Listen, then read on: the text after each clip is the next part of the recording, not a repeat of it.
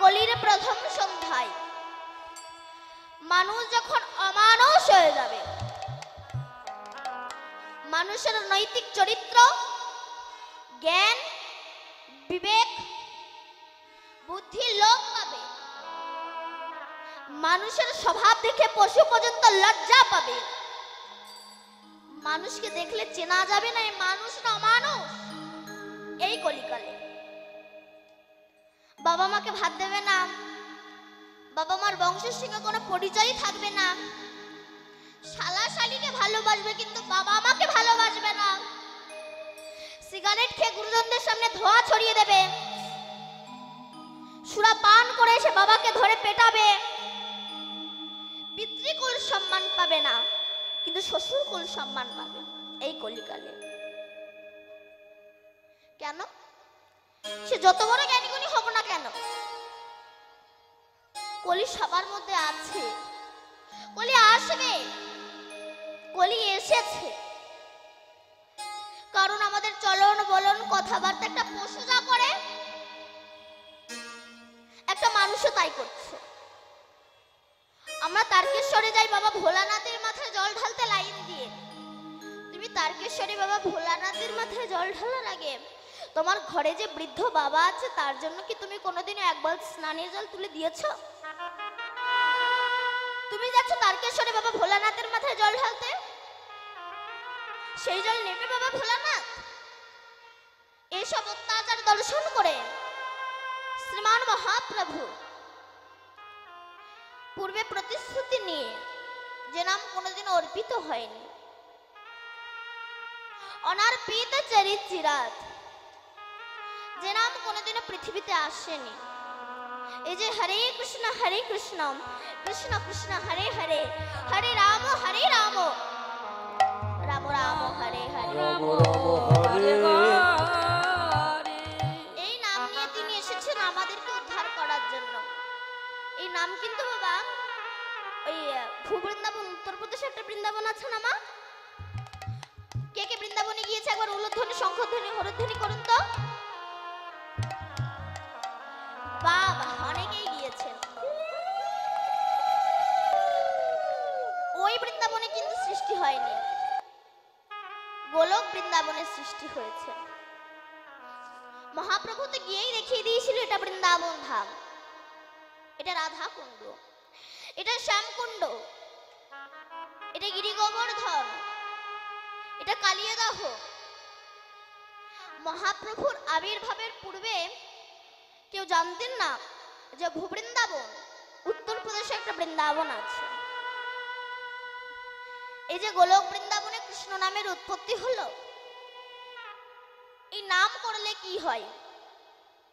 মহাজন বলছে নাম করলে গাড়ি বাড়ি হয় না, টাকা পয়সা হয় না, ব্যাংক ব্যালেন্স হয় না, ইউনিভার্সিটি ডিগ্রি বাড়ে না, নেতা হওয়া যায় না, মোস্তান হওয়া যায় না।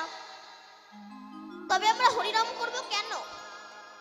বলছে হরিনাম করলে কিছু হোক বা না হোক, অন্তত অমানুষ থেকে মানুষ হওয়া যায়, পশুবৃত্তি থেকে মনুষ্যত্ব বৃত্তি জেগে ওঠে। তবে কি আমরা মানুষ নই? না, আমরা মানুষ নই।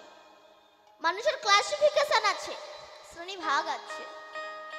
মানুষ হচ্ছে তিন প্রকার, একটি হচ্ছে দেব মানুষ, একটি হচ্ছে শুধু মানুষ, আর একটা হচ্ছে মহামানুষ। তাহলে একই মানুষগুলো জন্মগ্রহণ করে মানুষের ভাগ হয়ে গেল। আমরা তো বলি সবাই মানুষ, অসুবিধা কোথায়? ভুল।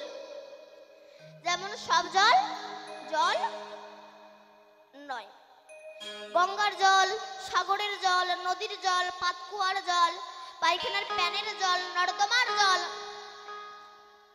কোন জলে পূজা হয়, কোন জলে পূজা হয় না। আপনি গঙ্গা জল বোতলে রেখে দিন, পোকা হবে না, কিন্তু পুকুরের জল বোতলে রেখে দিন, পোকা হয়ে যাবে। আচ্ছা মা, সাগরে তো অনেক জল থাকে, ওই জল খেলে কি পিপাসা মেটে? না। একটু কলের জল খেলে পিপাসা মিটে যায়। তেমনি জগতে অনেক ধনী ব্যক্তি আছে, আমি সবার কথা বলছি না, কিছু কিছু মানুষ, এদের সঙ্গে মিশিয়ে আত্মাটা তৃপ্তি হয় না, অনেক গরিব লোকের সঙ্গে মিশিয়ে আত্মাটা তৃপ্তি হয়ে যায়। এই জন্য তো বলছি, কোনো জলে পোকা হয়, কোনো জলে পোকা হয় না। তেমনি কোনো মানুষের সঙ্গে মিশলে অহংকারের পোকা তৈরি হয়, আবার কোনো মানুষের সঙ্গে মিশলে অহংকারের পোকা মরে যায়। আচ্ছা আমার সব যদি জল হবে, ওই পায়খানার প্যানের মধ্যে যে জল আছে ওই জল আপনি এক কাপ তুলে নিয়ে চা করে খান দেখিনি? পারবেন না। কেন? দুর্বায়ু গন্ধ। ও দেখতে স্বচ্ছ কিন্তু এমন জায়গায় বাস করে ওকে ছুলে স্নান করতে হয়। তেমনি জগতে অনেক মানুষ আছে এরা দেখতে সুন্দর কিন্তু এমন এমন মানুষের সঙ্গ করে এদেরকে ছুলে স্নান করতে হয়। তবে এর উদ্ধার হবে কি করে? চেতে দর্পণা মার্জনা ভবমহা দাবাগ্নি নির্বাপনা শ্রেয় কৈরাব চন্দ্রিকা বিতরণ বিদ্যা বৌদ্ধ জীবনাং আনন্দ বুদ্ধি বর্ধনাম प्रतिपदं पुण्यमृत सदन सर्व आत्मा समर्पणं विजयते श्री कृष्ण चैतन्य हरि नाम संकीर्तन। हरि नाम करो, हरि नाम করলে তোমার চিত্ররূপ দর্পণ মার্জিত হয়ে যাবে। আর যখন তোমার চিত্ররূপ দর্পণ মার্জিত হয়ে যাবে তখন ভগবান দেখতে বৃন্দাবনে যাওয়া লাগবে না, নিজের হৃদয় মন্দিরেই তুমি ভগবানকে দেখতে পাবে। আমি কেন বৃন্দাবনে ছুটে বেড়াবো? আগে তুমি তোমাকে চেনো, আমি কে? কি আমার? কোথায় ছিলাম? কোথায় এলাম? কে এনেছে, কে নিয়ে যাবে? কেন এলাম আর কেনই বা যাবো? এগুলোই আমরা ভাবি না। কুসঙ্গ করতে করতে সৎসঙ্গই করা হলো না, আর ভবিষ্যতে চিন্তা তো করাই হলো না। নিজের হৃদয় মন্দিরে তুমি ভগবানকে দেখতে পাবে যদি গুরু কৃপা হয়, কিন্তু হচ্ছে না কেন? না পশুবৃত্তি মানব জাতি করছে রে পালন, অজ্ঞানতার অহংকারে পরিপূর্ণ মন। পাপ পূর্ণ ভালো মন্দ পশু বোঝে না, আর এই মানব জাতি জেনে বুঝে মেনে চলে না। ইউনিভার্সিটি ডিগ্রি এদের আছে কত শত, তবে এদের চলন বলন দেখো যেন মূর্খের মতো। বাদরের আদর বেশি হচ্ছে সারা দেশে, পিতা মাতার সেবা ছেড়ে কুকুর কিনে পোষে। এমন কিছু মানুষ আছে বিশ্ব চরাচরে হৃদয় ভরা নোংরা তাদের ভদ্রবেশে ঘোরে। ভদ্রবেশে ঘুরলে দেশের মানুষ বলে না, মানুষ বলবে জাগিবে যেদিন জ্ঞানের চেতনা। অসৎ ব্যক্তির অর্থ শক্তি যাচ্ছে কত বেড়ে, সৎ ব্যক্তি কাঙাল হয়ে রাস্তায় রাস্তায় ঘোরে। আমার গুরুদেব শ্রী রাধাপদ ঘোষে কয়, হে মানুষ পশুর ধর্ম ছাড়ো, মানুষ যদি হতে চাও প্রকৃত মানুষের সেবা করো। প্রকৃত মানুষ হতে গেলে প্রকৃত মানুষের সেবা করো। এখান থেকে আনুমানিক 150 বছর আগে বিবেকানন্দ তিনি গ্রাজুয়েশন পাস করেছিলেন। তিনি তো মনে মনে ভাবতে পারতেন আমি গ্রাজুয়েশন কমপ্লিট করেছি, রামকৃষ্ণদেব মূর্খ, আমি ওনার কাছে যাব না, তবে ওনাকে বিয়ে পাশ হয়ে বসে থাকতে হতো। কিন্তু উনি অহংকার মঞ্চে না বসে রামকৃষ্ণ পরমহংসদেবের সঙ্গ করেছিল বলে সারা বিশ্ব তাকে ভালোবাসে। রামকৃষ্ণদেবের আশীর্বাদ মাথায় নিয়ে শিকাগো শহরে গিয়ে বলেছিল, গর্বের সহিত বলছি আমি হিন্দু। যে হিন্দু কথাটা বলতে আমাদের হিন্দুদের লজ্জা লাগে, তিনি গিয়ে বলেছিল গর্বের সহিত বলছি আমি হিন্দু। সে দেশের ব্যক্তিরা বলেছিল একটা বিদেশি সন্ন্যাসী এসে আমাদের ধর্মকে অপমান করে যাবে। তাই সে দেশের ব্যক্তিগণ বলেছিল, আচ্ছা স্বামীজি আপনি তো বলছেন আপনাদের ধর্ম সবচেয়ে বড়, তা বলুন তো পৃথিবীতে যত যত গ্রন্থ আছে কোন গ্রন্থ সবচেয়ে বড়? স্বামীজি বুঝে নিয়েছিলেন আমাদের ধর্মকে ছোট করার ষড়যন্ত্র একটা জাল বিস্তারিত করা হচ্ছে। তাই তিনি বললেন আমি মুখে বলতে পারবো না, টেবিলে সব গ্রন্থগুলো রাখো, আমি দেখে বলে দিচ্ছি। সে দেশের ব্যক্তিগণ এই হিন্দু ধর্মকে ছোট করার জন্য হিন্দু ধর্মের গীতাকে সবার নিচে দিয়ে তার উপরে সমস্ত গ্রন্থ রেখে দিয়েছে। স্বামীজি হেসে বলছে, বিচার তো আপনারা করেই রেখেছেন। কেন? বলে গীতা যদি নিচে থাকে গীতাই বড় হবে। কেন? বলে ভার যে সইতে পারে সেই তো বড় হয়। ভিতরূপে আমার গীতা দাঁড়িয়ে আছেন, তার উপরে আপনি আছেন। আমার গীতাকে নিচ থেকে টান দিলে আপনি পড়ে যাবেন। গীতা আছে তাই আপনি আছেন, তেমনি হিন্দু ধর্ম আছে তাই সমস্ত ধর্ম আছে। নিতাই গৌর হরি বল। হরি নাম একবার বলো না, কৃষ্ণ নাম একবার বলো না, এই হরি নাম জপয় বিরাম, হরি নাম জীবনের সাধনা। হরি নাম একেবারে বলো না, কৃষ্ণ নামে একেবারে বলো না, এই হরি নামে জপয় বিরাম, হরি নামে জীবনের সাধনা। হরি নামে একেবারে বলো না, কৃষ্ণ নামে একেবারে বলো না, হরি নাম জপয় বিরাম, হরি নাম জীবনের সাধনা। পৃথিবীতে সব কিছু থাকবে, একদিন তুমি চলে যাবে। এ পৃথিবীতে সব কিছু থাকবে, একদিন তুমি চলে যাবে। বিষয় বাড়ি সুন্দর নারী, বিষয় বাড়ি সুন্দর নারী, বিষয় বাড়ি সুন্দর নারী, সঙ্গে কিছুই যাবে না।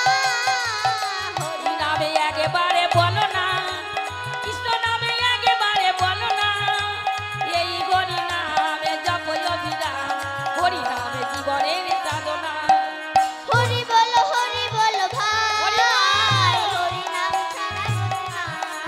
ও হরি বলো ভাই, হরি নামে ছাড়া গতি নাই। বিষয় বাড়ি সুন্দর নারী, ও বিষয় বাড়ি সুন্দর নারী, সঙ্গে কিছুই যাবে না। হরি নামে একেবারে জয় বলো গো না, হরি কৃষ্ণ বল। নামে একেবারে বলো না, এই হরি নামে জপয় বিরাম, হরি নামে জীবনের সাধনা। নিতাই গৌর হরি হরি বল। বল। এই যে কমিটি যে এত টাকা খরচা করে এই যে হরি নাম দিচ্ছে, এই হরি নামে কি হয়? বলছে হরি নামে, হরি নামে। পৃথিবীতে অন্য কোনো বস্তু নেই যার দ্বারা হরি নেমে আসে, একমাত্র হরি নামে, হরি নামে। এই যে আমাদের সারা ভারতবর্ষে যে রাস হয়, এই রাসও কিন্তু বাবা গোলক বৃন্দাবনের সৃষ্টি হয়েছে। ভগবানের যখন ইচ্ছা হলো আমি একটু রাসলীলা করব, রাসলীলা করতে গেলে তো অভিনেতা অভিনেত্রীর প্রয়োজন হয়, একা দ্বারা তো সম্ভব নয়। ভগবানের যখন ইচ্ছা হলো আমি একটু রাসলীলা করব, উনি কারো ঘরে থেকে কোনো মেয়েকে হাওলাত করে নিয়ে আসেনি। ওনার যখন ইচ্ছা হলো আমি একটু রাসলীলা করব, তখন একা ভগবান দ্বিখণ্ডিত হয়ে গিয়েছিলেন। যেমন একটা আস্ত মটরের দানা, সেটাকে জলে ভিজিয়ে রাখুন, কিছুক্ষণ পরে দেখবেন ওটা ফুলে মোটা হয়ে যাবে। তেমনি আমার ভগবান ভক্তের প্রেমের জলে ডোবানো ছিল, অনুরাগের দ্বারা ফুলে উঠেছে। ভক্ত যেই না তার প্রেমের দ্বারা চাপ দিয়েছে, একা ভগবান দ্বিখণ্ডিত হয়ে গিয়েছে। দ্বিখণ্ডিত হয়ে গিয়ে কৃষ্ণের এই বাম অঙ্গ থেকে লাদেনের শক্তি শ্রীমতী রাধারানীর সৃষ্টি হয়েছে। এই রাধার জন্ম কোটি কোটি বছর আগে বিশ্বভানু রাজার কন্যা ইনি নন, সাধনা করে তবে তো রাধারানীকে পেয়েছিলেন। যখন রাধারানীর সৃষ্টি হলো, তখন রাধাঙ্গ থেকে সরাসা গোপীর সৃষ্টি হলো। সরাসা মানে কতজন? 16 জন। 16 জন গোপীর সৃষ্টি হলো। এই 16 জনকে না 10টা ইন্দ্রিয় ষড়রিপু যিনি সংযত করে গোবিন্দ চরণে অর্পণ করতে পারে, তারাই হচ্ছে সরাসা গোপী। গোপী কাদেরকে বলা হয়?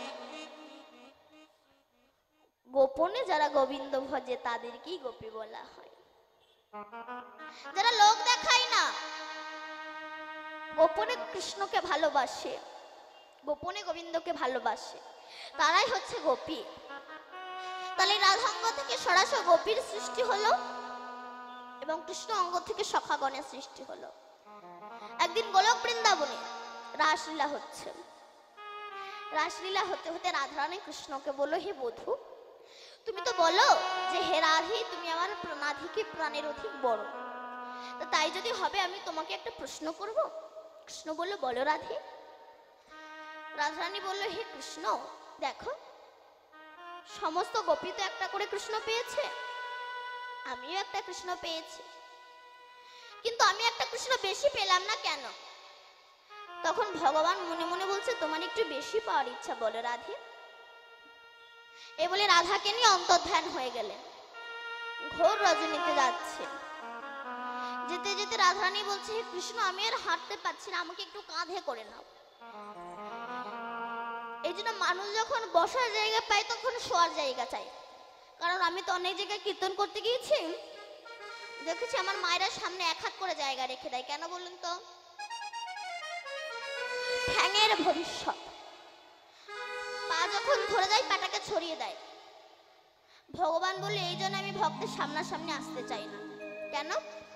ভালোবাসার মানুষ যদি সবসময় কাছে থাকে তারপরে ততটা কদরই থাকে না।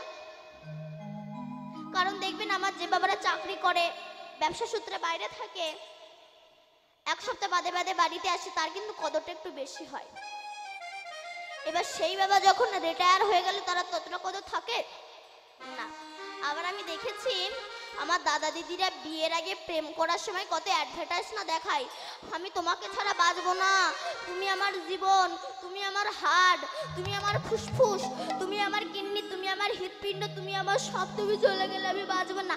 বিয়ের পরে দেখা যাচ্ছে একে অপরের মুখ দেখা দিতে হয়। কেন?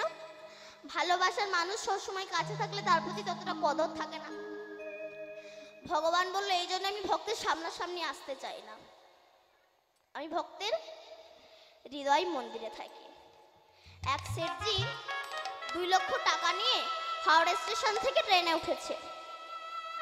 এখন আর চোরটা বুঝতে পেরেছে ওই শেঠজির কাছে টাকা আছে। চোরটা মনে মনে বলে আমি ওই শেঠজির পাশে বসবো, আর শেঠজি যখন বাথরুমে যাবে আমি সেই সময় শেঠজির টাকাগুলো চুরি করে নেব। ব্যাস, পাশে বসেছে।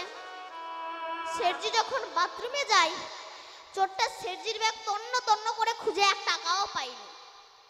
এবার 3 দিন পরে যখন নেমে যাচ্ছে তখন চোরটা গিয়ে বলছে বাবু আপনি বুঝতে পেরেছেন আমি একজন চোর, আর আমিও বুঝতে পেরেছি আপনার কাছে টাকা আছে, আপনার টাকার আমার দরকার নাই, বলুন শুধু এই 3 দিন আপনি টাকাটা রেখেছেন কোথায়? কেন বাবা এখানেই ছিল। মানে আপনি যখন বাথরুমে যান আমি আপনার ব্যাগ তন্ন তন্ন করে খুঁজে তো 1 টাকাও পাইনি। তখন শেঠজি বলছে শোনো বাবা, আমার বাথরুমে যাওয়ার আগে তুমি যখন গিয়েছিলে আমি আমার টাকাটা তোমার ব্যাগে রেখেছিলাম। আমি জানতাম তুমি আমার ব্যাগ খুঁজবে, তোমার ব্যাগ খুঁজবে না আর টাকাও পাবে না। তেমনি গয়া কাশী মথুরা বৃন্দাবনে সব জায়গায় ভগবানকে খুঁজে বেড়ায়, কোথাও পাই না। এই হৃদয় মন্দিরে যে তিনি আছে এই জায়গাটাই তো আমরা দেখি না। নিতাই গৌর হরি বল। আরে মাঝি লুকিয়েছিলে দেখতে আমি পাইনি তোমায়, দেখতে আমি পাইনি। আরে মাঝি লুকিয়েছিলে দেখতে আমি পাইনি তোমায়, দেখতে আমি পাইনি। সকল ভালোবাসা আমার সকল গাথা, সকল আশায় তুমি ছিলে আমার কাছে, আমি তোমার কাছে যাইনি। আমার ইয়ার মাঝে লুকিয়েছিলে দেখতে